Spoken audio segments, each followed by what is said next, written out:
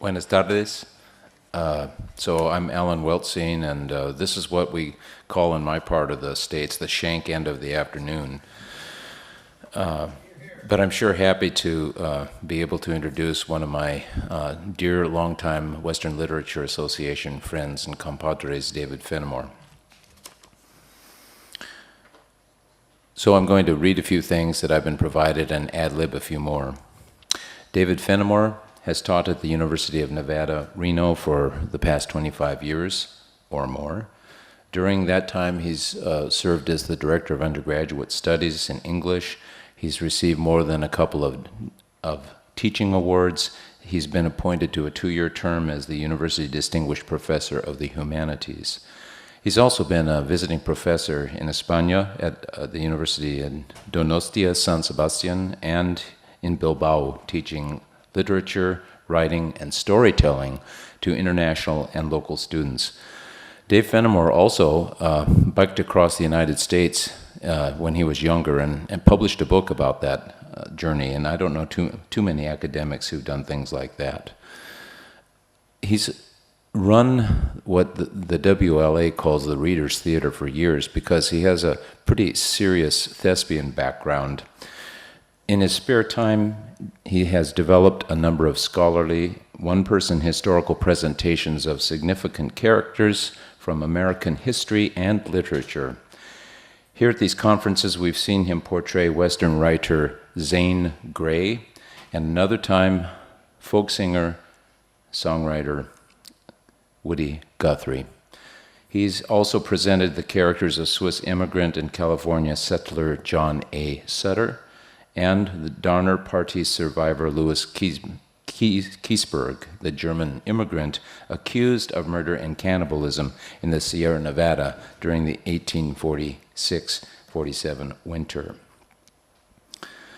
Today, he brings to us the character of one of the most recognizable personalities in mid-19th century American public life, the founder and editor of the New York Tribune, the most widely read newspaper of the time, and the first truly international weekly publication, read in its various editions from Hawaii to London to continental Europe.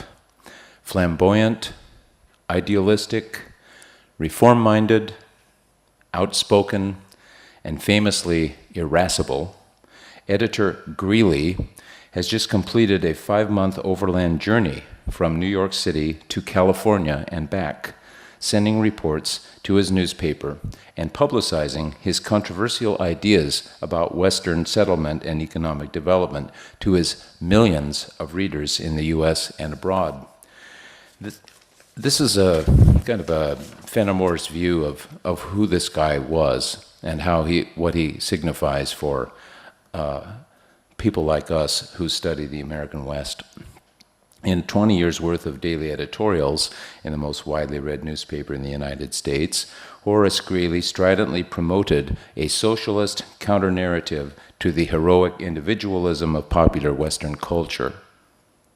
His celebration of American expansionism shared many assumptions of manifest destiny, but Greeley distrusted thinly populated and scattered settlements. I guess he wouldn't have liked Montana, preferring to imagine cooperative associations of sober and industrious yeomen, farmers, and mechanics, worker-owned factories, and systematic centralized management of natural resources as the future of the Western territories.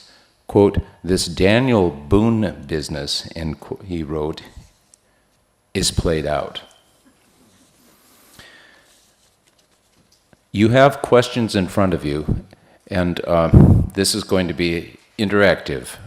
And you are free to ask Horace Greeley, who will very soon be with us now. The date is October 9, 1859. Here with us is Horace Greeley, founder and editor of the New York Daily Tribune. Mr. Greeley is recently returned from a 5-month fact-finding survey. His route took him by railroad from New York to St. Joseph, Missouri, by steamer up the Missouri River to Atchison, Kansas, and thence by mail coach overland from Kansas all the way to California and back. Folks, please help me welcome the legendary Horace Greeley.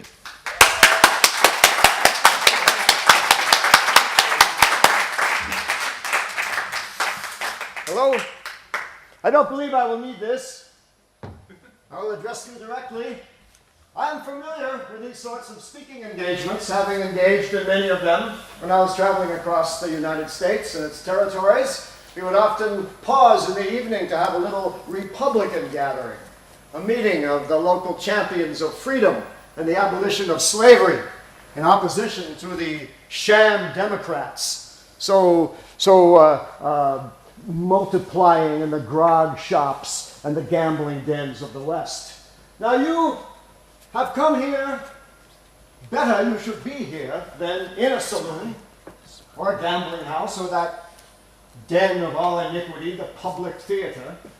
No, you have come here not to destroy your health or your livelihood or your morals, but to improve yourselves.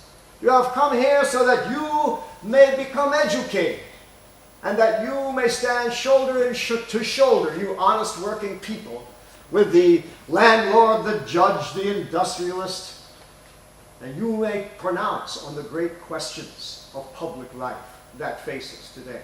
So I am recently returned from my overland journey, and perhaps you have read my dispatches in the New York Tribune, either the daily or the weekly edition, and I am here to answer your questions and tell you something of the American West, and something of the times in which we find ourselves now.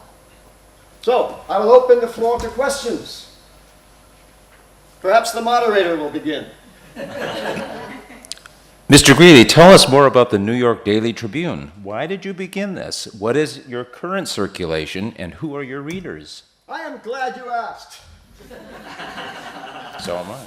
I came to New York City at the age of 20 years with $10 in my pocket. I walked the entire way from the state of Vermont. I had some experience in the printing trades, and I belonged to a debate society in East Pulteney, Vermont, where we discussed the great questions of the day. And so I came to New York City and found employment in the printing trade, and within 10 years, in 1841, I founded the New York Daily Tribune. As its name suggests, an unflinching supporter of the people's rights and interests. My idea was to publish a penny daily for the working class that would contain in it more matter than a small book at a fraction of the cost. This newspaper, although it was devoted to the cause of the Whig Party, who had backed my formation of the initial joint stock company, this newspaper would attempt to steer a middle ground between servile partisanship on one hand and a gagged and mincing neutrality on the other.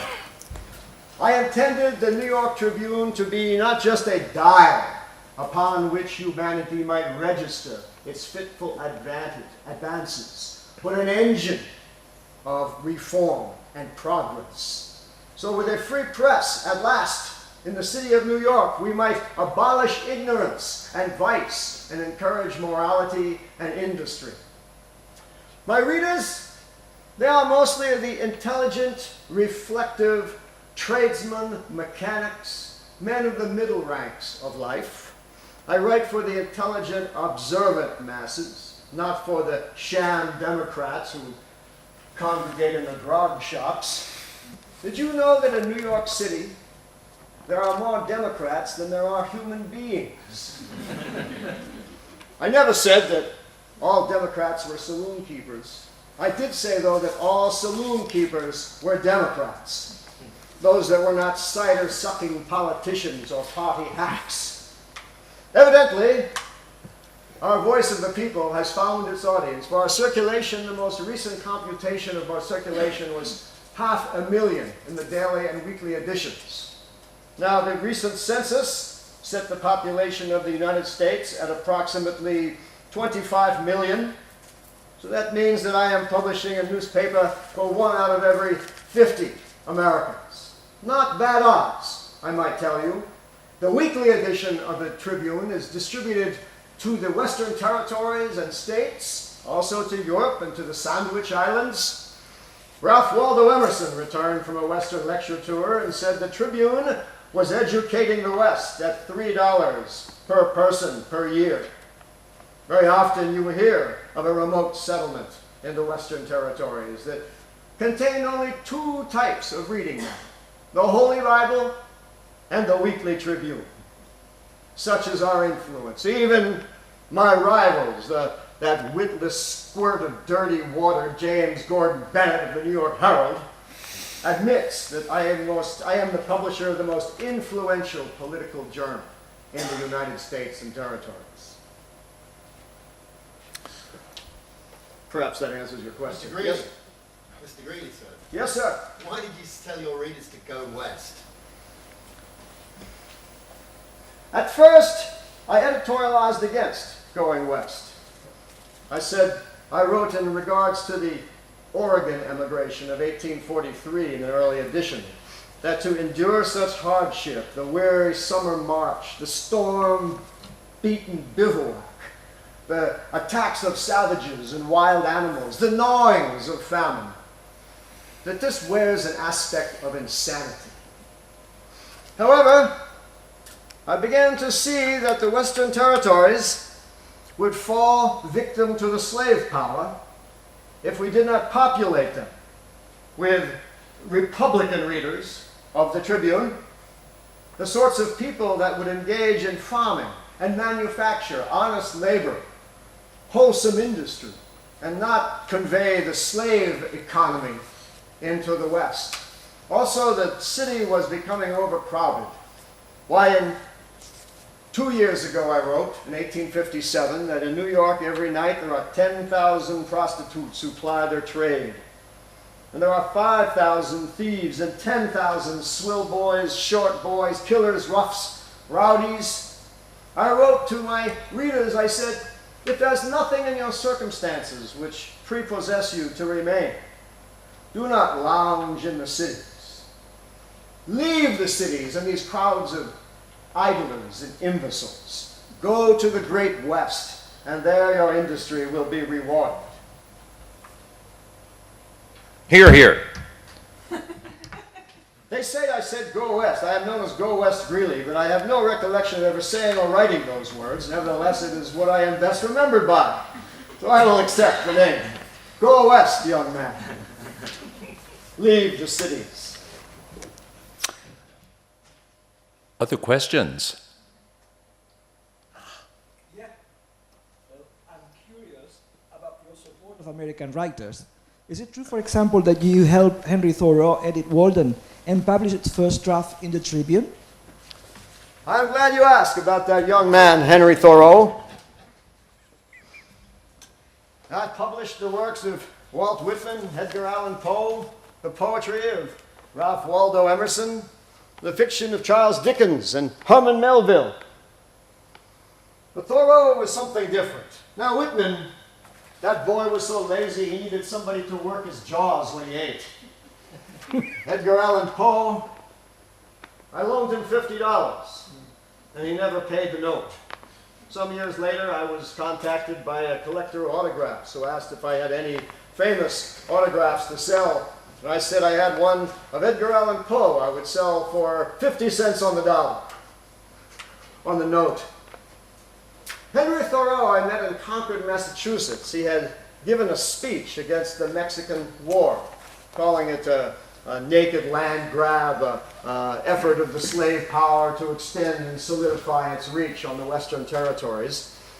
I began to publish his writing in the Tribune, and when he came to me with the manuscript of his great work, Walden, I published the first edition of Walden, Life in the Woods, in the Tribune, serialized it over several weeks, and then I assisted him in editing Walden. I believe we went through 8, perhaps 9 revisions, and I assisted him in getting it published. I became his literary agent and placed his articles in periodicals and arranged speaking tours for him. I attempted to hire him as my children's tutor, but for reasons of health, I believe, he declined at the last moment. But he had a great influence on my attitude towards the American West when he wrote that eastward I go by force, but westward I go free. I must set my steps toward Oregon and not toward Europe. What I am calling the West, Thoreau wrote, is but another word for wild. And in wildness, wilderness, is the preservation of the world. So it began to see the West. They were his words, not mine, but perhaps I assisted in conveying them to his reading public.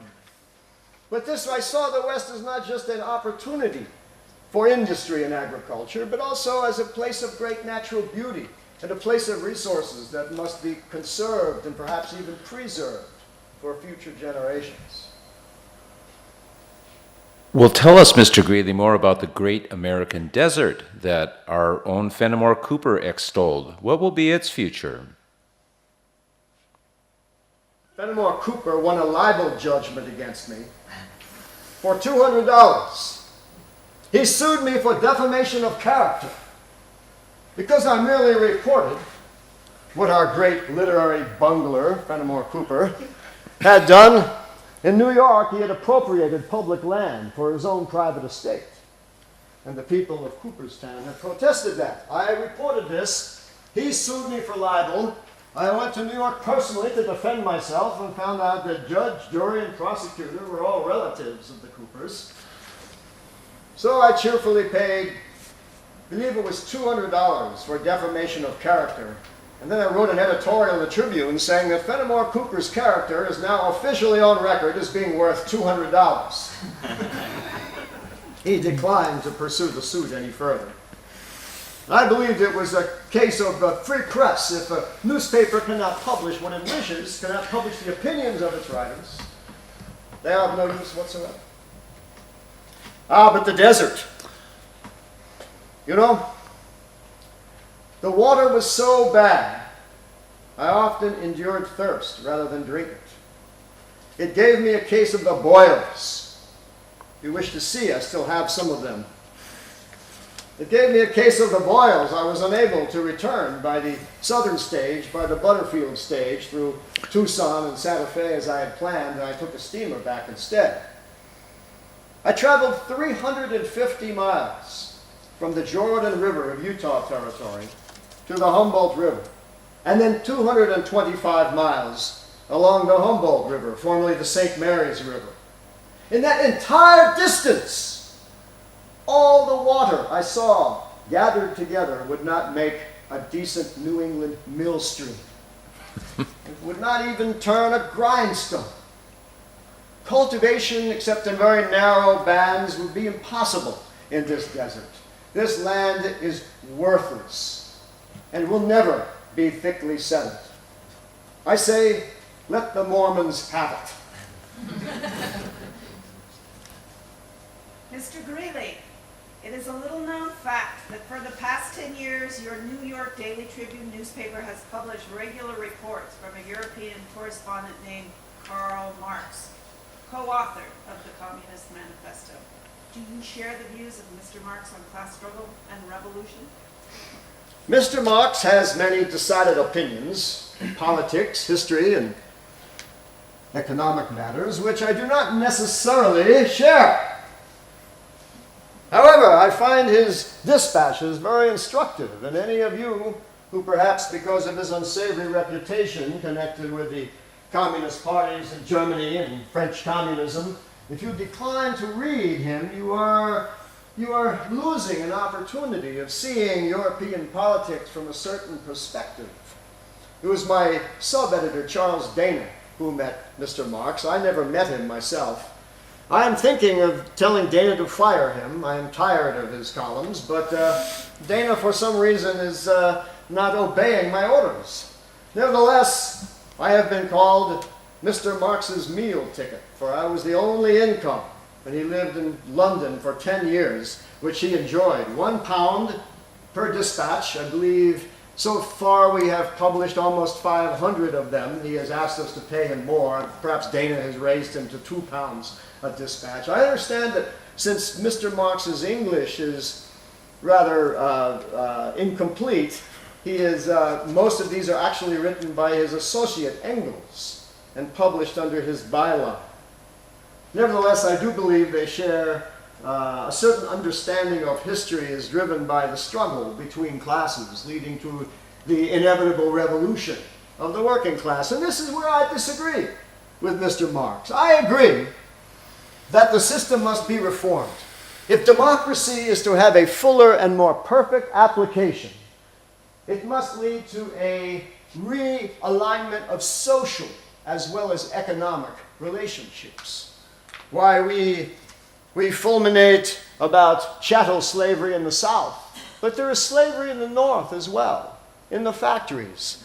The working man, the journeyman, they are in some senses just as enslaved as the poor blacks in Alabama. And so I believe that it's necessary to reach a new understanding between capital and labor. Now, I am unique among all New York newspapers, and there are perhaps 50 of us publishing now. I have organized my own workers into a union, and they elected me the first president of their union. I, their employer. And I offered them shares of the business, sometimes against future wages. So we have the Tribune Association. The Tribune is owned in large part by the employees. I believe in labor, but I do not believe in strikes. I believe there must be a harmonious, cooperative relationship between capital and labor, between the factory owner and the employee. And I strive to think that this relationship should not be one of anarchy, violence, and chaos, but will be orderly and efficient and systematic. So that is where Mr. Marx and I part company. I believe that communism is an irrational way to organize a society. But again, I have intended from the very beginning to publish a broad range of opinion in the Tribune. And so there it is. And my readers have been reading Mr. Marx now for almost 10 years. And perhaps it is slowly moving the dial of the American mind in a different direction than it has previously been. Mr. Greeley, I'm just a foreigner, but I heard that gold was discovered in Colorado before you arrived. Please tell me more about that. As we were crossing the Kansas territory, I will have more to say about Kansas anon. We saw hordes of gold seekers returning, broke, hungry, disappointed from Colorado, saying that the gold discovery was but a humbug. And yet when we arrived, we found the new city of Denver. City of Denver, only perhaps a year old. They're already calling it a city. They stake out some lots, like in Kansas, and they call it a city then. I put up at the Denver House, which was a hotel with a dirt floor, a canvas roof, and one canvas wall that divided the structure between a saloon and gambling house, and then a kind of dormitory where I slept. I needed sleep. I sleep badly. I had hurt my leg in a stagecoach accident. I needed to sleep, but the sound of drinking and gambling and the firing of guns in the air kept me awake. So I walked into the saloon and I explained to the proprietor that I had a long journey, I was tired, I was injured, I must sleep, I had paid my fare, I had paid for my lodging, and you know, I spoke for an hour. They listened to me attentively and respectfully. The gambling and the drinking stopped. I attempted to convince these men to become temperance advocates, to become sober, industrious citizens. And the entire time I stayed there, the saloon closed at 10 p.m. every night. So, our Westerners are capable of reform, of being reformed. We went up to the mines to see for ourselves if this was a humbug or not, and we passed the grave of a young man who had recently shot himself to death by accident, drawing his revolver. I believe during the time I was there, there were no fewer than a dozen young men who were killed accidentally in the same way, which led me to write in one of my dispatches telegraphed to the Tribune, if no overland emigrant had armed himself on the journey, there would be more of them alive today than there are present. They arrived at the mines, and the mines had been taken over by the more industrious and organized promoters, and the men who had been returning from the mines were those who expected to find the gold lying about, ready to be picked up. In fact, mining is a necessary art, but I lamented at how it distorted the earth into great heaps and decimated the timber. Perhaps the mines in Colorado will yield for 1,000 years, as the promoters of them are saying. But I do not find mining to be a dependable basis for civilization, necessary art or not. I attempted, at the time, I talked to one of the few Indian chiefs who spoke English, the Arapaho chieftain Left Hand. I told him of some of Mr. Marx's ideas, and the ideas of Charles Fourier, the French socialist, whom we had also published in the Tribune. And I attempted to convince Chief Left Hand to establish an Arapaho cooperative farm of, say, perhaps 200 acres, to be broken, cultivated by the tribe in common, and then a plot allotted to each tribal member who would till it. And yet, Left Hand is as conservative in his own way as a Bostonian on Beacon Street. He knows his people have done things in a certain way, and he will not change. His men are warriors, and like warriors of any race, they pay no attention to the cornfields along their line of march. I'm afraid that this Indian business will not last. If they cannot cooperate and cultivate the land, I believe God will move them aside for those who will. I found this in Colorado, Kansas, California, and elsewhere. As long as I am on the subject, I will tell you that I saw, crossing Kansas, in the most beautiful, bright, hot planting weather that God had ever given a farmer, on the rich bottomlands, which were the reservations of these Indians. I saw the braves sitting in the doors of their lodges, dumbly smoking, letting the fields become overgrown. And I said to myself, God has given the earth to those who will cultivate it. And these Indians must be extinct in 50 years.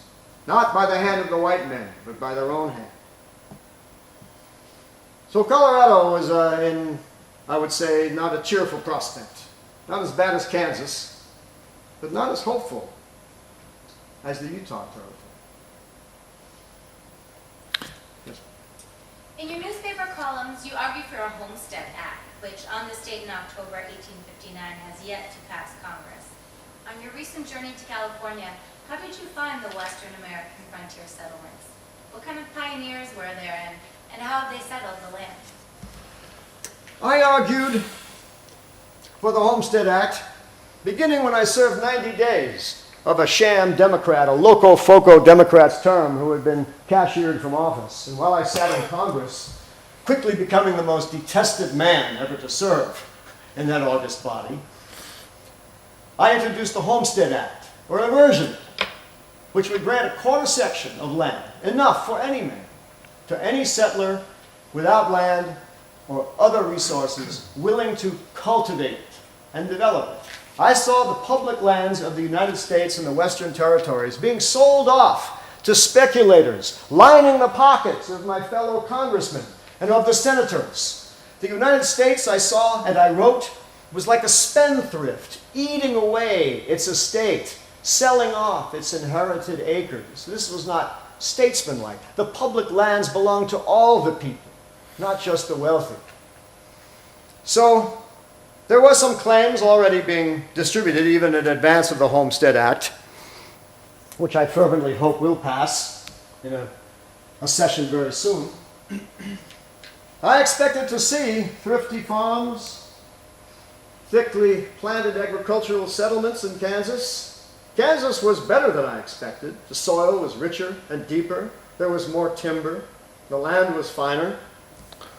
But I must pronounce an unfortunate truth. There are too many idle and shiftless people in Kansas. Now, I'm not referring to lawyers or land speculators or others of the non-producing classes. No, I am referring specifically to those who call themselves settlers, who would be farmers if they were anything.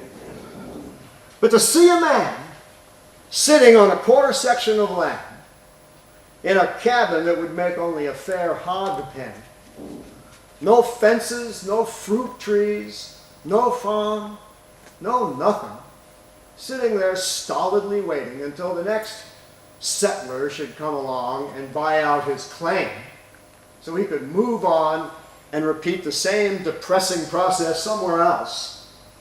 That was enough to give a cheerful man the horrors.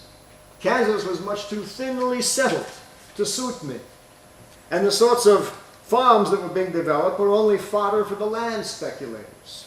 Now, Kansas had just recently been freed from the depredations of the border ruffians, as you probably know, and the Republicans, champions of a free society and a free state, had moved into Kansas. I spoke at many gatherings, many of the Republican gatherings, including the Republican convention in Kansas.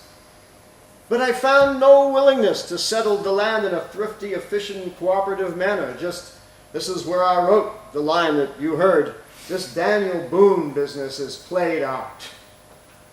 It is not good for men to live alone in isolated circumstances. These farmers must cooperate and create farms of 10,000, 15,000 acres to be tilled, cultivated by cooperative effort. Yet I do not see that yet in the American character. All I see are these depressing settlers, squatting here, squatting there, moving on, cashing in, cashing out, and leaving some of these towns just the bare bleached bones of what was calling itself a town 2 years previously. So I found too much of this in the western settlements. We can talk about California later if we have time. Somewhat different there. Also the same problems in California. Yep. I heard you earlier talking about the situation of the American Indians. What did you observe that in your own experience? I believe the Indian belongs to the rudest and most childish levels of civilization. They are incapable of cultivating land, of tilling it. Now, to be fair, the Indian comes into contact with the most brutal and degraded species of white men. And these drunken settlers will intrude upon, harass, rob, assault Indians over and over again until the Indians have no choice but to fight back. And then they call it an Indian war, and the savages are butchered mercilessly.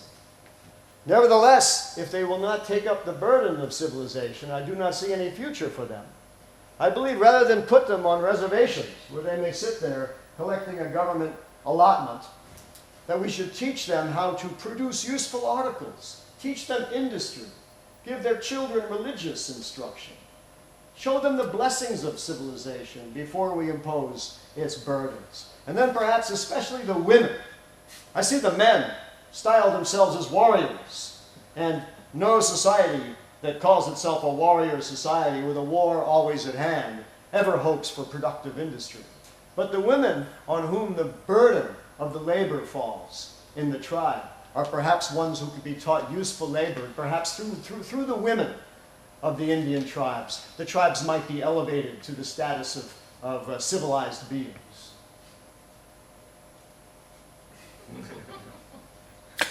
Mr. Greeley, your newspaper's editorials have called the Mormon Church the greatest imposture of our age.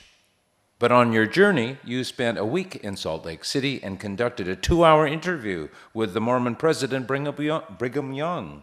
What were your impressions of President Young and the Mormons in general? I admit that early on I shared the prejudices of most of the American people, and I saw Mormonism as a conspiracy to empower, enrich, and gratify the lusts of its leadership, using the forms and the terms of religion. And yet, when I conducted the first newspaper interview with President Young, who had recently surrendered to the United States Army in the Mormon War, I was surprised. President Young and his associates were friendly, affable, well-fed men in no particular hurry to get to heaven, looking as little like crafty hypocrites as any men I had ever seen. They had been poor men. They were all raised to physical labor. They had been poor men until they joined the church. And their association with the Mormon church did not impoverish them. They were all rather well-to-do, as men averaging 3 to 4 wives apiece must be. I asked Brigham Young if Utah would become a slave state to join the Union. He said he believed that slavery was divinely ordained, and until the curse of Ham would be lifted from the black race, that slavery would continue to be practiced in Utah. Although he was quick to say that he did not own slaves himself. He said he found it more profitable to hire workmen rather than to take care of them. But still, he said there were slaves in Utah Territory, and until he had heard from God himself that slavery was to be removed from the territories, it would persist.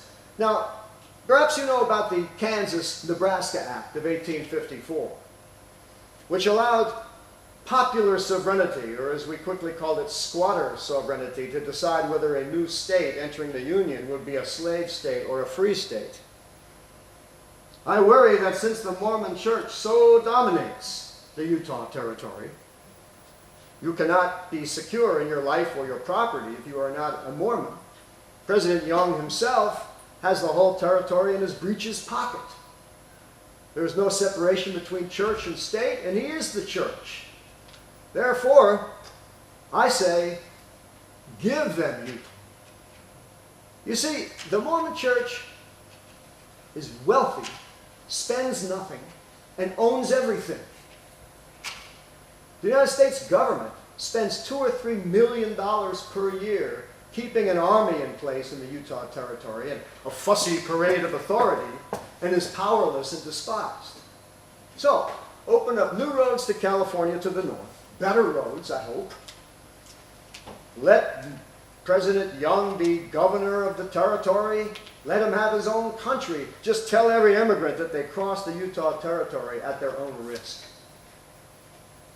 Now, when I looked at Salt Lake City itself, this, remember, was a city that was barely 10 years old.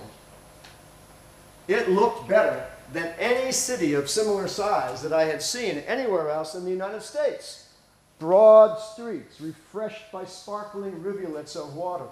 Every home with its orchard and its garden. Farms cultivated by cooperative labor. They have few of them make their living by anything else than labor. They have few lawyers, few doctors, no outcast women. I believe there is a great future for this Mormon metropolis.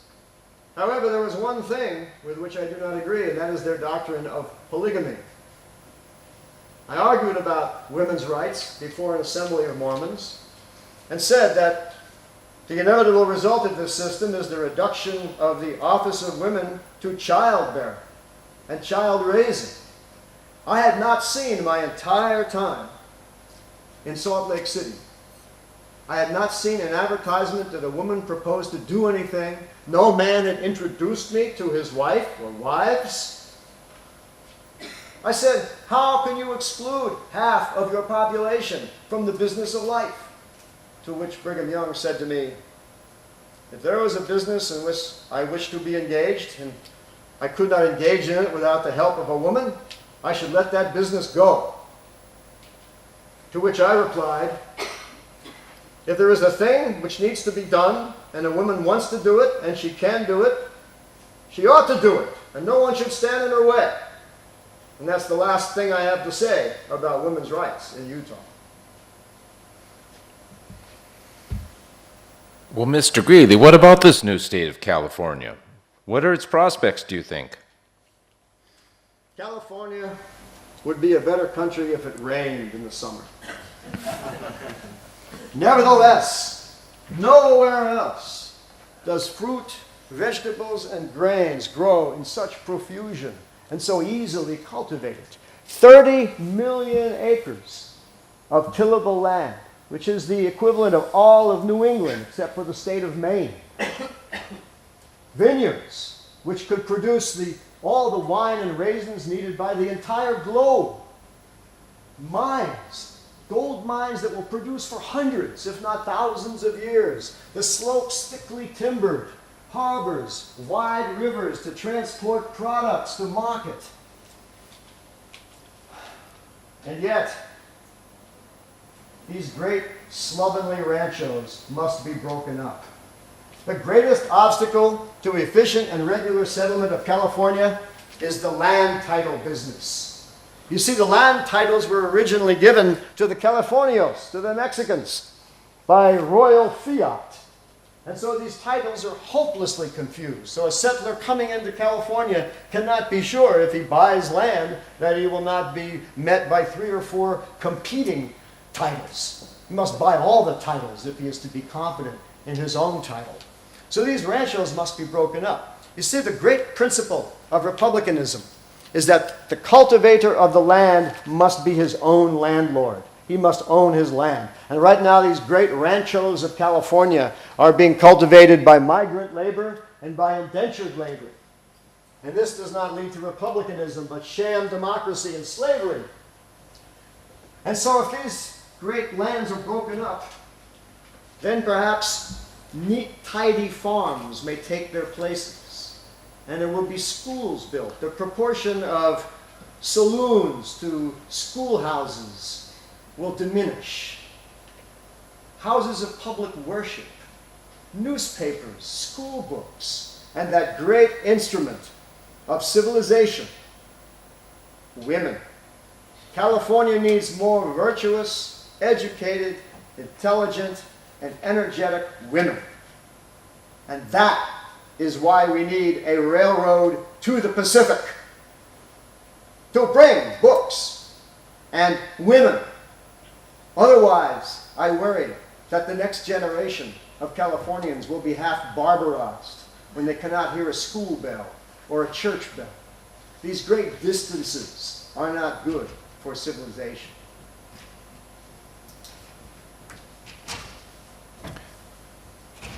Excuse me, opponents argue that it would cost too much money to have this railroad. What would the expenses of such a project be worth it?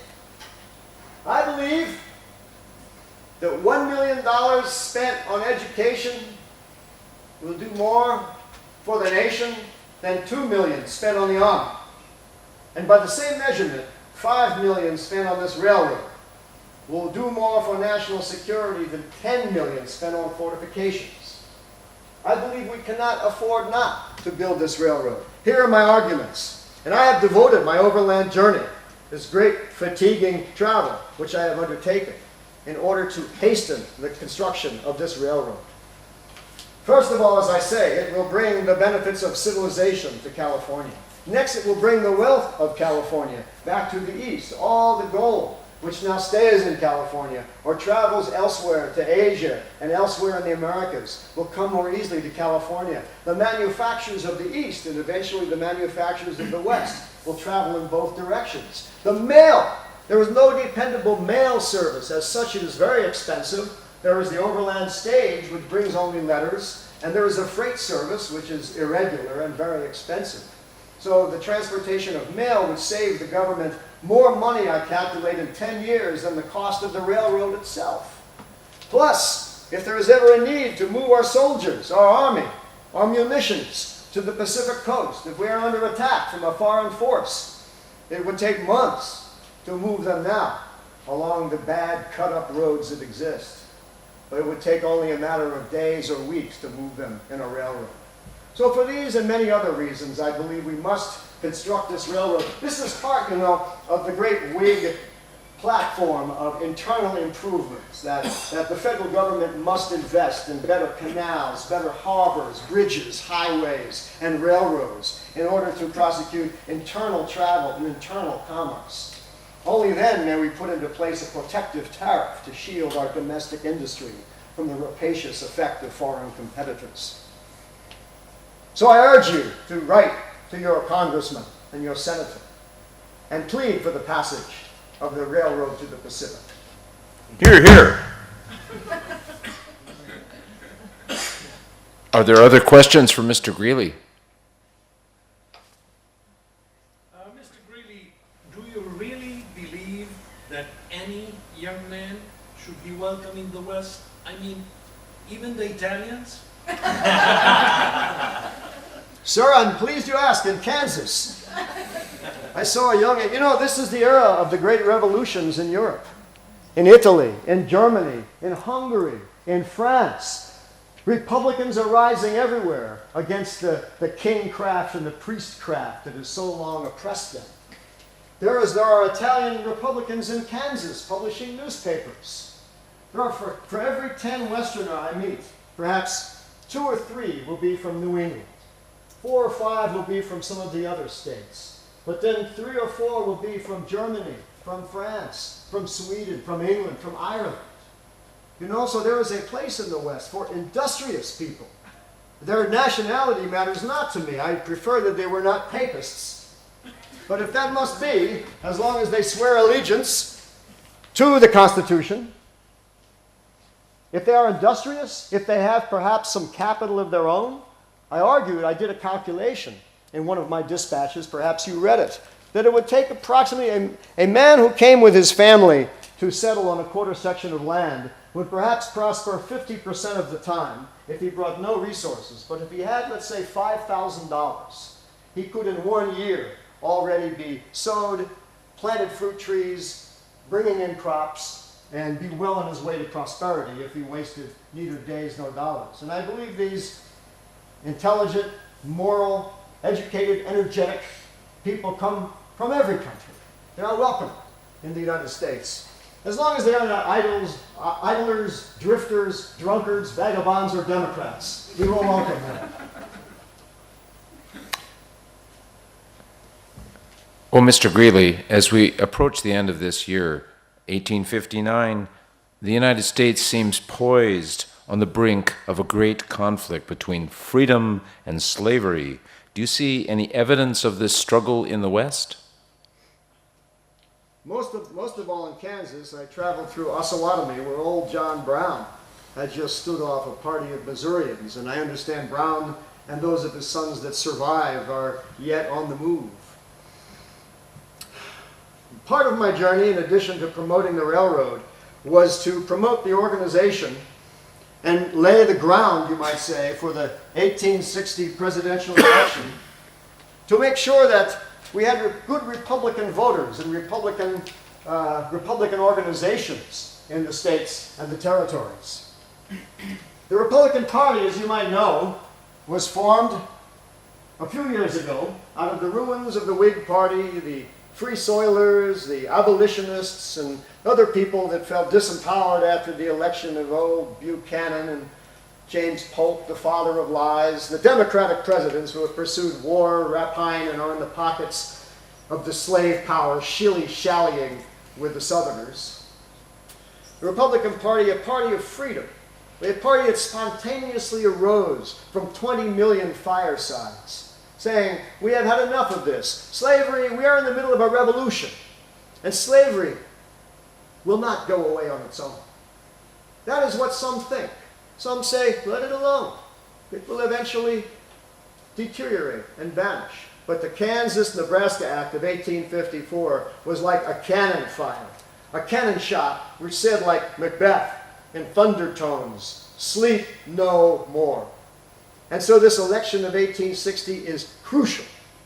And we see it played out everywhere in the West, with the Democrats being manufactured by the grog shops, and the sober, industrious Republican farmers and mechanics attempting to organize to carry some of these states for the Republican Party. Whether or not various territories, the Nevada Territory, Oregon has come in as a free state. There are other territories clamoring. California came in as a free state 10 years ago. But the battle is not won.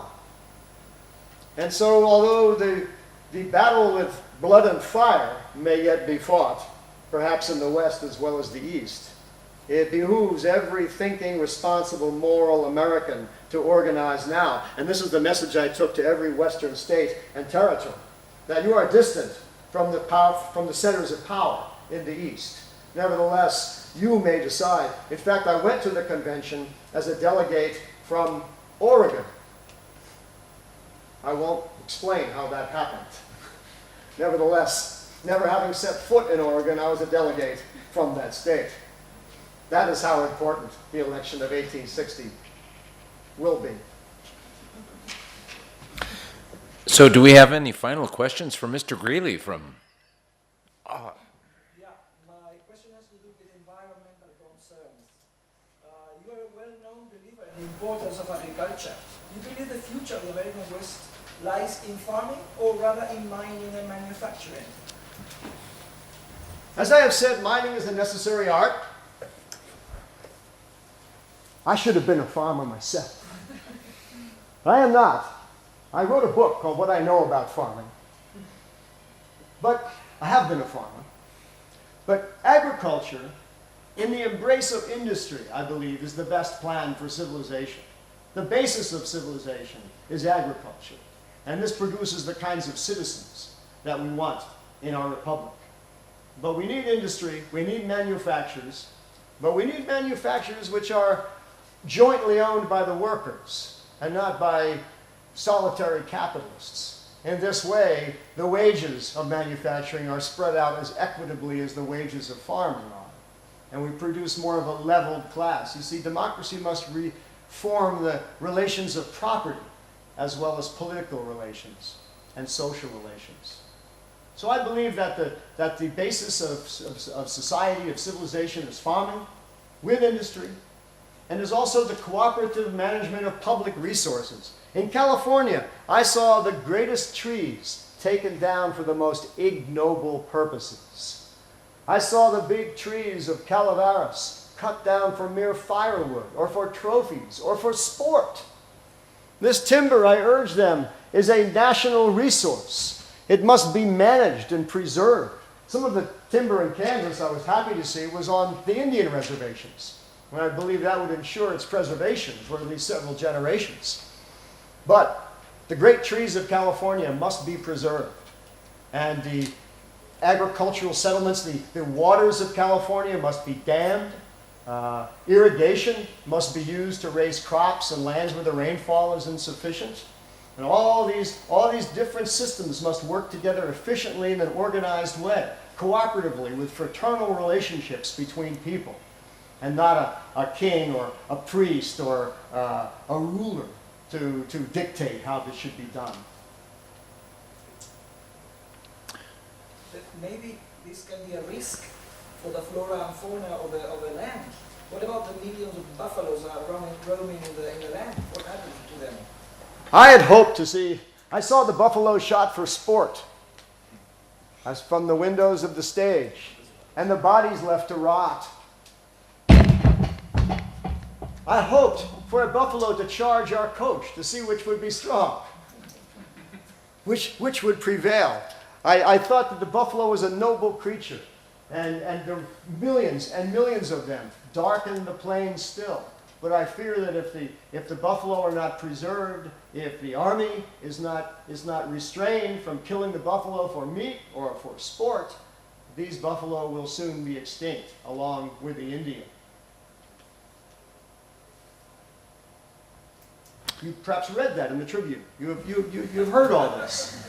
I'm just telling you what you already know. Hearing no further questions, please join me in thanking Mr. Greeley being with us this afternoon. Here.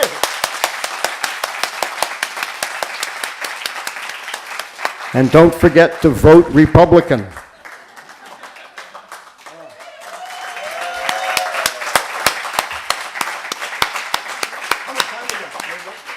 5 minutes? Yeah, just 5 minutes to round up. Thanks. I mean, I haven't done Greeley in a while, and there's so much of him. I mean, really, literally, just going through the microfilm and reading the editorial every day for 20 years and trying to put his words together. But I don't know. I mean, many Americans have heard the name, right? You know who Horace Greeley was. You've heard the name, and they know "Go West, Young Man" and all that. But could a man who was the fireside companion in an editorial, you know, the equivalent of Time magazine, every talk show, morning show, not have an influence on the American mind and the attitudes thereof? You know, I just don't think much has been done, because most of us assume that newspaper writing, editorial writing is ephemeral. You know, it comes and it goes, doesn't pay that much attention, that the work of civilization is done by long-form prose, by legislation, and by books and so forth. But I just incrementally, I think Greeley probably laid the ground for the antitrust legislation of the early 20th century, for farmers' cooperatives, for the labor movement, which really found its footing in the early 20th century, for the preservation of lands. He gave us Henry Thoreau, for crying out loud. And also helped the careers of Ralph Waldo Emerson. Margaret Fuller was the highest paid female writer in America when she worked for Greeley as a she was actually a critic for the paper, and then she went to Europe and became a European correspondent. He paid Margaret Fuller twice what he paid his other 12 or 15 foreign correspondents. So his influence, you know, is vast. As I noted, and I think most of you have a handout there, when he died, he was such a recognizable character traveling across the United States that, you know, people would see him and know instantly who he was and think they knew him, like we do a movie star or something. Uncle Horace, you know, you've come to talk to us, When he died finally, and the sad story, he ran for president. As perhaps you noticed the fine print there, he, after excoriating the Democrats for decades, he ran on the Democratic ticket. Because Ulysses S. Grant was the incumbent on the Republican side, and Greeley was just desperately looking for a foothold. Greeley had paid the bail for Jefferson Davis. He and Cornelius Vanderbilt had joined in to pay the bail for the leader of the Confederacy to get him out of prison. And so Greeley was persona non grata in the Republican Party. So he ran on the Democratic ticket and something called the Liberal Republican ticket, and he lost by a landslide. And his wife died 2 weeks before the election, and Greeley himself died 2 weeks after the election. But his funeral was twice as big as Abraham Lincoln's had been. He was so beloved.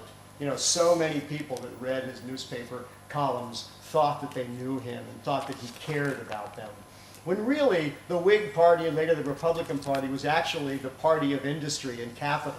But Greeley did that sort of a genius move, or he was encouraged to do it, which is what the Southern strategy of the Republicans was sort of the reverse of that in the 20th century. He got the working class to be on the side of capital. He got them to believe that their best interests were in harsher bankruptcy laws and in spending more on internal improvements to help industry. So he's kind of a political contradiction in terms. You know, that same thing that he says, I believe in organized labor, but I don't believe in strikes. Well, what kind of power does organized labor have without a strike? So he's an idealist. And Greeley himself explained himself by saying, my isms, my wild ideas are like the masts and the sails of a ship, and then my conservatism is the ballast. So he wanted to be all things to all people. He wanted to be a liberal and a conservative and kind of bring everybody together in one big happy family singing Kumbaya. And maybe at least idealistically it worked. He was some wonderful ideas that he put out there that maybe we're still working on. So Horace Greeley, thanks for being here asking questions.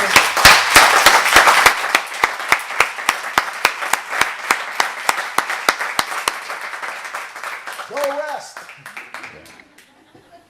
A lot of people did. I'm glad you got that in about. That was a good line, Stefano. Thanks. That was great. He didn't think much of the Irish, I should have said. Well, of course not. Yeah, they were all Democrats.